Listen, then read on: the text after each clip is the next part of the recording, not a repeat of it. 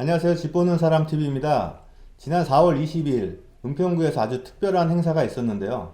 바로 대조동에서 추진하고 있는 역촌 역세권 재개발 사업에 대한 주민 설명회가 열렸습니다. 이 주민 설명회는 은평구청이 직접 주관한 행사라 더욱 의미가 있는데요. 저희가 역촌 역세권 재개발 사업에 대해서 정확한 정보를 드리기 위해 현재 역촌 역세권 재개발 종전자사 평가를 담당하고 있는 제1평가법인의 하태용 평가사님을 모셨습니다. 안녕하세요, 평가사님. 안녕하십니까. 제1감정평가법인의 하태웅 감정평가사라고 합니다.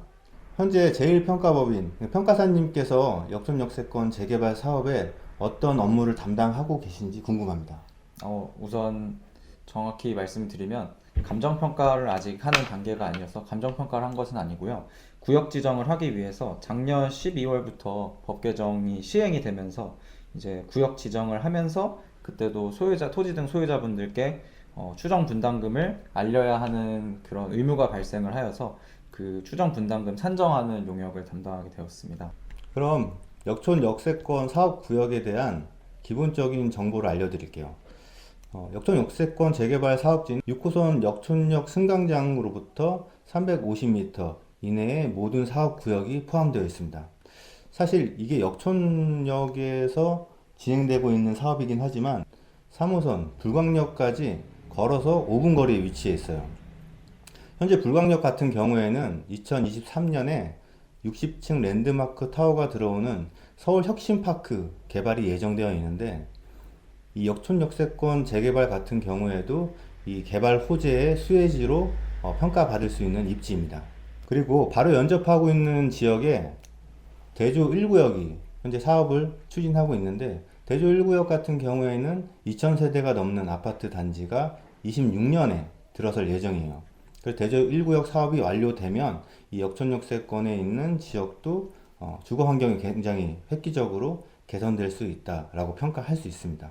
네, 보다 정확한 정보 제공을 위해 4월 20일 주민 설명회에 앞서 공람 공고에 대한 내용 한번 확인해 보겠습니다. 평가사님, 네. 그 4월 13일 날 은평구청 공고를 통해서 이 역세권 재개발에 대한 공람 공고가 나왔는데, 네. 이게 정확히 어떤 의미를 가지고 있을까요? 우선은 이게 도시정비형 재개발 사업이다 보니까 우리 구청이 이렇게 시청에다가 보고를 할 것이다 라는 내용을 먼저 주민들한테 설명을 해준다는 의미를 가지고 있습니다. 그래서 그 설명을 하기 위해서 공고 공람, 그러니까 이제 서울시 은평구에서 그 주민들에게 공고를 하고 그 공고된 내용으로 주민들이 설명을 받고 뭐 이의 신청이 있으면 이의 신청을 한다거나 아니면은 뭐 이러이러한 내용을 보완해 달라 이런 내용을 수집을 해서 이제 구의회에 먼저 한번 심의를 받게 되고요. 그 구의회에서 심의를 받고 서울시에서 이제 서울시 도시계획과에서 이제 이 내용을 가지고 한 번 더 심의를 하고 최종적으로는 이제 재개발 사업 같은 경우에 서울시에서 구역 지정을 하게 되죠. 그러기 위해서 이제 은평구청이 서울시에 우리 구에서 이렇게 사업을 하고 싶습니다라고 제안을 하는 그런 내용이라고 보시면 됩니다. 그러면은 공람 공고가 이 구역이 정식으로 정비사업 구역으로 지정된 게 아니라 준비 운동이라고 생각하면 되겠네요. 그렇죠. 근데 상당히 그러니까 많이 준비가 된 상황이라고 보시면 됩니다. 지금 이 공고 공람을 만들기 위해서 도시설계 업체라던가 아니면은 정비사업 업체라던가 저희 같은 감정평가 업체에서도 많이 이제 용역을 받아서 이 사업장이 어느 정도의 구역을 가지고 사업을 진행을 했을 때 주민들에게 큰 뭐 경제적 이익이라던가 주거 환경의 이익을 제공할 수 있겠다라는 것을 검토를 하게 되거든요. 지금 은평구 내에서도 상당히 재개발이라던가 정비 사업이 활발하게 진행되는 걸로 알고 있는데 구체적 그림이 나오게 되는 일종의 스케치라고 보시면 됩니다. 그러면 이 공람 공고안을 좀 더 자세히 한번 살펴보도록 하겠습니다. 네. 공고 공람의 내용을 확인해 보시면요. 토지 이용 계획이라는 칸이 있는데 이 항목에 보시면 전체 저희 사업구역 면적은 37,000제곱미터입니다. 이게 우리가 흔히 익숙하게 생각하는 평으로 환산을 하면 약 11,000평 정도 되는 거고요. 이 부분이 지금 현재는 용도 지역이 여러 가지가 혼재되어 있습니다. 뭐 2종 일반 주거 지역이라던가 3종 일반 주거 지역이라던가 준주거 지역이라던가 이런 것이 혼재되어 있는데 이런 것들이 다 이제 정리가 되어서 하나의 구역으로 지정이 되어서 아파트 한 개 단지가 올라가게 되는 거죠. 그래서 전체 아파트는 1344세대가 지어지게 됩니다.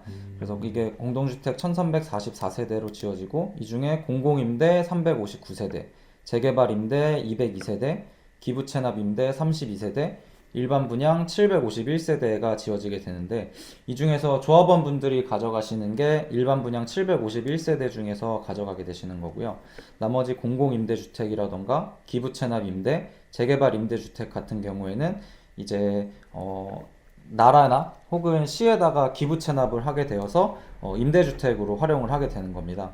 그래서 여기에 보시면은 공공임대주택 359세대라고 있게 되는데 네. 이걸 보시고 흔히 이게 공공재개발이 아니냐라고 많이들 오해를 하시더라고요. 근데 우선은 그렇지 않다는 거를 설명을 드리고 그 설명은 다시 한번 이따 또 드리도록 하겠습니다.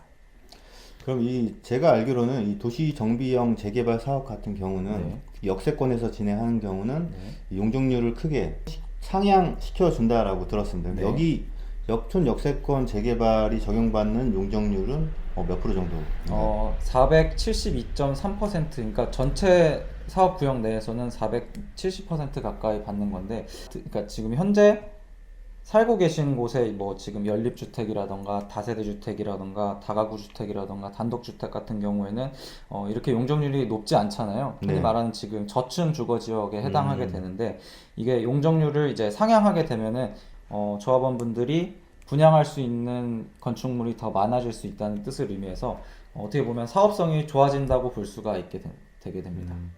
은평구 대단지 아파트 같은 경우에 보통 최고층이 24층 뭐 이렇게 이 정도 수준인데 이 용적률을 적용받게 되면은 35층까지도 올라갈 수 있다라고 사업 설명회에서 설명을 해준 것 같아요. 네, 맞습니다. 그래서 사업에 대한 어떤 사업성의 경우는 그렇게 뭐 문제되지 않을 수도 있겠네요. 아직 정확하게 뭐 나온 건 아니지만. 그렇죠. 왜냐면 어차피 이 사업성이라는 거는 실제로 조합이 청산을 할 때까지의 전반적인 과정을 통해서 비춰 보아야 이제 알겠지만 어떻게 보면은 지금 현재 가지고 있는 주택에서 뭐 아파트를 입주하는데 들어가는 시간이라던가 비용을 고려했을 때의 그 사업성은 뭐 제가 검토를 해봤을 때는 상당히 좋은 축에 속하는 사업 구역이었습니다.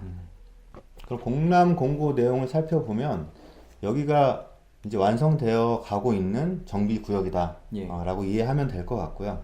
그러면은 4월 20일 날 은평구청 문화회관에서 열린 주민 설명회에 대한 분위기인데 이 은평구뿐만이 아니라 서울 전체적으로 한 집 건너 재개발한다고 동의서 받고 있잖아요. 네, 맞습니다. 그래서 지금 같은 상황에서는 재개발 지역 이 옥석가리가 굉장히 중요하다라고 생각이 들어요. 네. 근데 이번 역촌 역세권 재개발 같은 경우에는 이 설명회를 은평구청에서 직접 주관해서 했는데 정말 사업이 진행되는 것 같아요.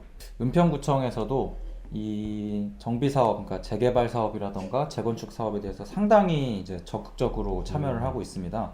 특히나 은평구청에서 정비사업 신속추진단이라는 또 기구가 있는데요. 이름에서도 보시다시피 정비사업 신속추진단이잖아요. 그러니까 신속하게 어떻게 보면은 이 은평구청, 은평군에 있는 주민들에게 쾌적한 주거 환경을 제공하기 위해서 적극적으로 노력을 하고 있고요.